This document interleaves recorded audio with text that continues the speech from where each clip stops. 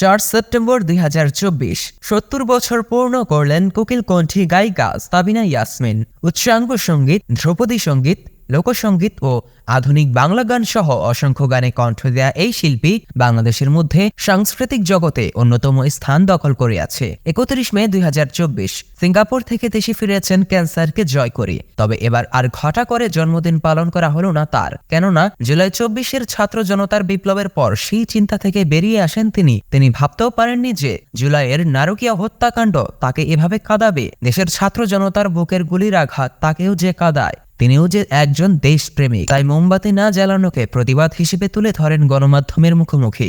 জানাবো গুণী শিল্পী সাবিনা ইয়াসমিন সম্পর্কে বিস্তারিত। 1954 সালের 4 সেপ্টেম্বর ঢাকা তৎকালীন পূর্ব পাকিস্তান তথা বর্তমান বাংলাদেশে জন্মগ্রহণ করেন এই সুকণ্ঠী গায়িকা। ঢাকা বিশ্ববিদ্যালয়ের সমাজবিজ্ঞানে স্নাতকোত্তর করেন তিনি। তার কণ্ঠের জাদুতে সবাই এতটাই মুগ্ধ যে তাকে কোকিল কণ্ঠী হিসেবে আখ্যায়িত করা হয়। জন্ম আমার ধন্য হলো মাগো, সব কটা জানালা খুলে দাও না, ও আমার বাংলা মা, মাঝে নাও ছাড়িয়া দে, একটি বাংলাদেশ তুমি জাগ্রত জনতার।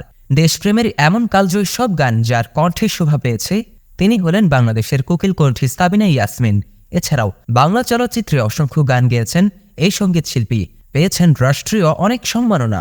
এই পর্যায়ে জানাবো গানে ফিরে নিয়ে যা বললেন এই সঙ্গীত শিল্পী। 2007 সালে ক্যান্সার ধরা পড়ায় উন্নত চিকিৎসার জন্য পাড়ি জমান সিঙ্গাপুরে। চিকিৎসা শেষে ফিরে আবারও গানে ফেরেন। তবে জানা গেছে 2024 সালের 23 ফেব্রুয়ারি তিনি ক্যান্সারে আক্রান্ত হন। 3 মাসের চিকিৎসা শেষে 2024 সালের 31 মে দেশে ফেরেন সাবিনা ইয়াসমিন। তবে এবার তিনি সুস্থ, খেতে হয় না ঔষধ, লাগে না কোনো থেরাপি। সঙ্গীতাঙ্গনে ফেরা প্রসঙ্গে সাবিনা বলেন, প্রতিটি শিল্পী চায় মৃত্যুর আগ পর্যন্ত গান গাইতে, আমিও এক্ষেত্রে ব্যতিক্রম নই। দেশ স্বাভাবিক হলে, মানুষের মুখে হাসি ফিরলেই মানুষকে আবারও গান শোনাবেন সাবিনা ইয়াসমিন।